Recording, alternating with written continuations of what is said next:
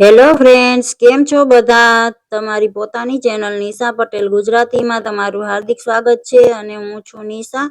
આજે આપણે પાકા કેળામાંથી રેસીપી બનાવીશું ફ્રેન્ડ્સ. મેં 2 રેસીપી બનાવી છે, તો વિડીયોને લાસ્ટ સુધી જરૂરથી જોજો અને 2માંથી તમને કઈ રેસીપી વધારે સારી લાગી એ કમેન્ટ કરીને જરૂરથી જણાવજો.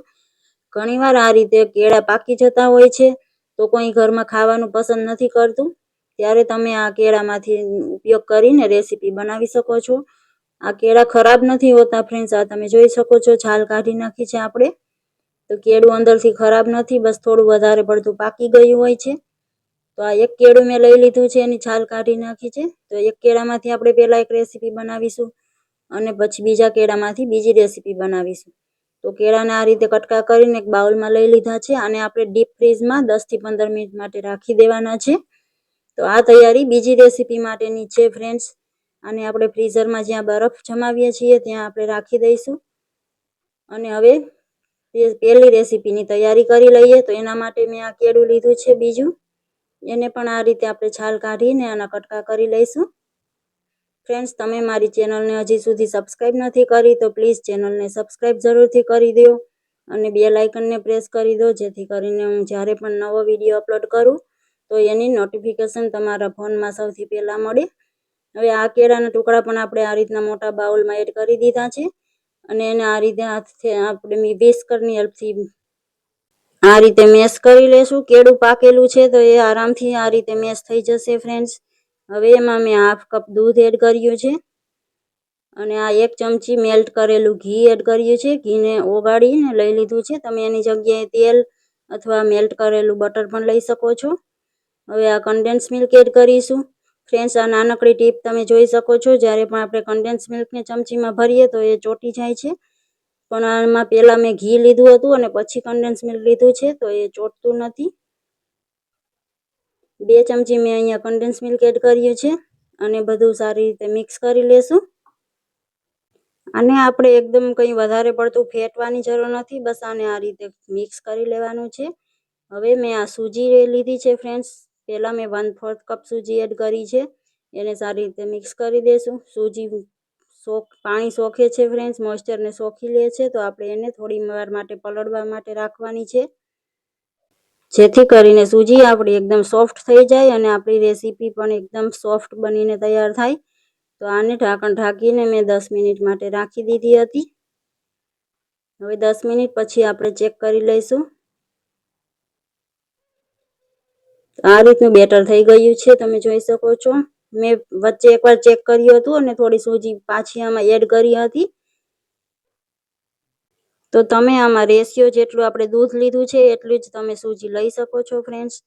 હવે આમાં આપણે આ કોકો પાવડર એડ કર્યો છે મેં ચોકલેટી ફ્લેવર માટે. આપણે આ બંને રેસીપી બાળકો માટે બનાવીએ છીએ, તો બાળકોને ચોકલેટની ફ્લેવર વધારે પસંદ હોય છે. તો હવે મેં આમાં 1 ટીસ્પૂન બેકિંગ પાવડર એડ કર્યો છે અને એકદમ થોડો એવો ચપટી જ બેકિંગ સોડા એડ કર્યો છે.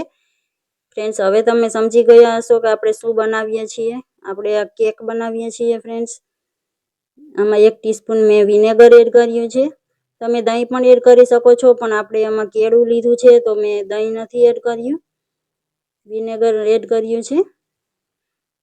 આપણે બેકિંગ પાવડરને એક્ટિવેટ કરવા માટે આપણે 2માંથી 1 એડ કરવાનું છે ફ્રેન્ડ્સ. હવે બેટરને આ રીતે સારી રીતે મિક્સ કરી લીધું છે અને આ કપ કેકના મોલ્ડમાં ભરીને મેં આને માઇક્રોવેવમાં બનાવી હતી કેકને ફ્રેન્ડ્સ.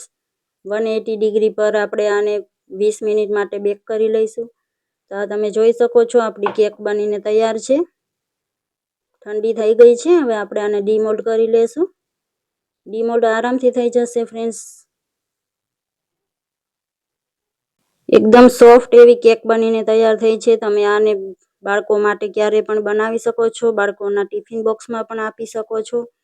આ તમે જોઈ શકો છો, જાળીદાર એકદમ આપણી કપકેક બનીને તૈયાર થઈ છે. તો હવે આપણે બીજી રેસીપી બનાવી લઈએ ફ્રેન્ડ્સ. આ કેળાને જે આપણે ફ્રીઝરમાં મૂક્યા હતા એને હવે મિક્સર જારમાં એડ કરી દઈશું. ફ્રીઝરમાં કેળા મૂકવાથી આપણે આ રેસીપી એકદમ ચીકણાપણું જે આવી જાય છે કેળાને લીધે એ નહીં આવે ફ્રેન્ડ્સ. હવે 8 થી 10 કાજુને પણ મેં દૂધમાં પલાળીને રાખી દીધા હતા. એ પણ આમાં આપણે સાથે જ એડ કરી દઈશું. કાજુને પણ મેં 15 થી 20 મિનિટ માટે પલાળ્યા હતા ફ્રેન્ડ્સ. હવે આ મીઠાશ પ્રમાણે મેં આમાં ખાંડ એડ કરી છે અને આમાં પણ આપણે ફ્લેવર માટે કોકો પાવડર એડ કરીશું અને એકવાર આ બધું ઢાંકણ ઢાંકીને મિક્સ કરી લઈશું. તો આ રીતનું થઈ ગયું છે, તમે જોઈ શકો છો. હજી આ મિશ્રણ વધારે ખાટું છે તો આમાં હવે થોડું દૂધ એડ કરીશું. આમાં તમને કોફીની ફ્લેવર પસંદ હોય તો થોડી કોફી પાવડર પણ એડ કરી શકો છો ફ્રેન્ડ્સ. હવે આ થોડી મેં ચોકલેટ મેલ્ટ કરીને એડ કરી છે. ડાર્ક કમ્પાઉન્ડ ચોકલેટ લીધી છે આ મેં. એનાથી એકદમ રીચ ફ્લેવર આવે છે ચોકલેટની. નહીં તો તમે એને સ્કીપ પણ કરી શકો છો, ના હોય તો કોકો પાવડરથી પણ ચોકલેટી ફ્લેવર આવી જશે. તો આપણું આ બનાના મિલ્કશેક, ચોકલેટ મિલ્કશેક બનીને તૈયાર છે ફ્રેન્ડ્સ. આને મેં ઉપરથી પણ થોડીસી ચોપ ચોકલેટથી ગાર્નિશ કર્યું છે ફ્રેન્ડ્સ. તમે તમારા મનપસંદ ટોપિંગથી આને ગાર્નિશ કરી શકો છો. ઉપર આઈસ્ક્રીમનો સ્કૂપ પણ એડ કરી શકો છો. તો આપણો આ બનાના ચોકલેટ મિલ્કશેક બનીને તૈયાર છે ફ્રેન્ડ્સ. તમને આ બંને રેસીપીમાંથી કઈ રેસીપી વધારે સારી લાગી છે કમેન્ટ કરીને જરૂરથી જણાવજો. લાઈક કરી દેજો. રેસીપી પસંદ આવી હોય તો તમારા ફેમિલી અને ફ્રેન્ડ સાથે શેર પણ જરૂરથી કરજો ફ્રેન્ડ્સ. મળીએ છીએ નવી રેસીપી સાથે. Thank you for watching.